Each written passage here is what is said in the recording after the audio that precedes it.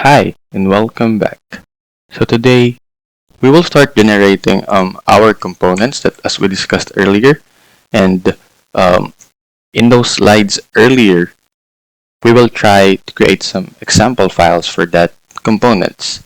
So for starters, um, in Angular components are not manually created, but there's always going to be a command for the for Angular that will generate a component. So the command is just like ng new earlier, it's always going to start with ng. Then afterwards, g component. This is read as ng generate component. It's like that. But for the shortcut, it's ng g then c then name of the component. So for my name, it's gonna be navbar. So then after like inputting the name, you press enter. Then it's gonna automatically generate the navbar component. And as you can see here on the left side of our Visual Studio, there's a navbar folder already. It's exactly the same as this app component, app.component.html, and etc. Wherein it has a CSS file, an HTML file, and a .ts file. If you check here in app_module.ts, you can also see that our generated component is automatically there.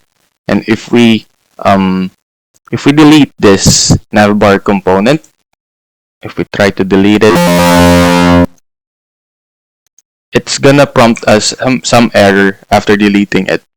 So this means that the Angular system can find the navbar component generated. So what we will do if you experience this, or if we encounter this, we just need to remove this, and we remove the import here, and then we press save, then the error is gone. Then if you decided to create a new component again, you can generate again a new component. There you go. And then afterwards, after generating a component, as you can see, as a default, the generated navbar has this name, navbar works. And if we run the server, ng-serve,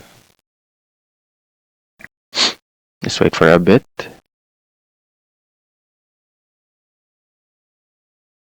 If we run the server and we follow this link, it's still gonna redirect us to our default page, wherein what we expect is that we should see this navbar works in this page, yet here in our app component.html, it's the default file for Angular. What we will do is we will remove all of this data here in the app component.html, and we save it, and it's going to be blank. Then there's a syntax that we will use for showing this navbar component.html. So what we will do is we will put app dash the name of your component. So the name of my component is navbar. Then it's gonna fill up automatically, and if we save it, it will show here. It will show in our server that the navbar works as follows here in the navbar.component.html. So I highly suggest that if you're working on your HTML page, you open your web browser so that you can see how it looks and how it will change. And after that, let's say we change it to a uppercase format. Now navbar works. Then if we save it, it's gonna update in real time. So it's highly suggested to do that because it's much easier and less complicated to do. Now I will give you an example how the .css is automatically connected with the .html file. Just like I said last time in our discussion in the overview, HTML and .css are always connected here in Angular as a default. So you don't need to worry about putting some links so that it will be linked and connected to your HTML file. It's much easier here in Angular. And as for example, div class top nav, now press enter, then we put some anchor tag, class is equals to active, Then we'll link it as a default hashtag home. Then we close it. Then its name should be home. And then we copy it because I will still need 3 more. Then let's change it to, we remove the classes for the remaining 3. Then we change this to news, contact, and about. Then we use this name, we just follow it, contact, news, and about. Then we save it. It's gonna show here. Yet it doesn't look good because the CSS style is still not there. So what we will do is we remember this class so that we can link it in the CSS. Then afterwards, what we do is here in CSS, inside our CSS, we just use the class just like we usually do in doing HTML and CSS files. We change the background color into gray. Then we save it so that we can see it. It changed. It magically changed. Then we add more overflow, hidden. You can't see the changes there because it's a default kind of thing. And then we just do the top nav anchor tag. We will change the anchor tag float left so that it's gonna be properly aligned. We save it. Color, the color change, text align center,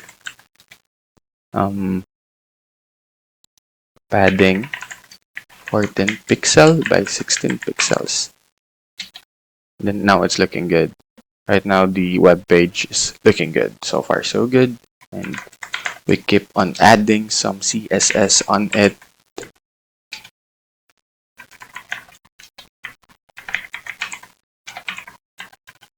Okay, then we add one more to change the color of the links of the hover background color hashtag DDD and color into black.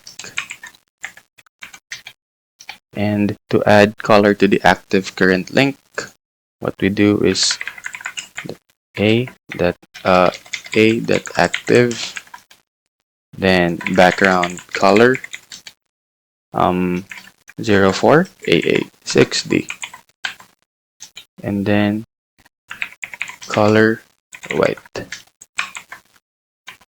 Now our nav bar looks good. As we can see here, our nav bar looks good, but it still lacks some functionalities. But we won't tackle it here. As long as we know the basic concept here in the Angular, it's all good. So as you can see, what happens here is that in our HTML file, the CSS file is automatically shown in here. And then it's automatically connected in our HTML, wherein some other files you need to put in the basic HTML and CSS creation. We still need to link the style sheets, etc.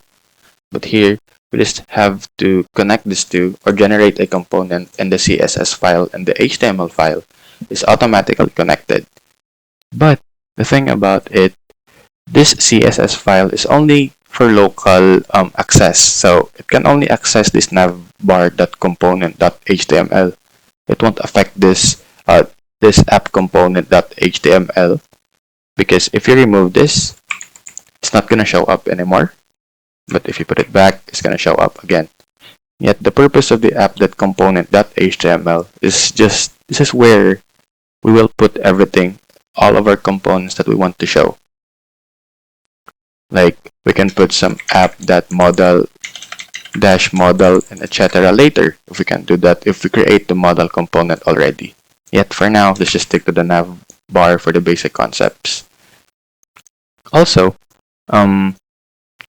here in style.css, you can add like a global style sheets here. As you can see, let's say we remove all the CSS and then we put it here in the styles.css. As you can see, the navbar.component.css is now blank, yet is still showing the same output as earlier.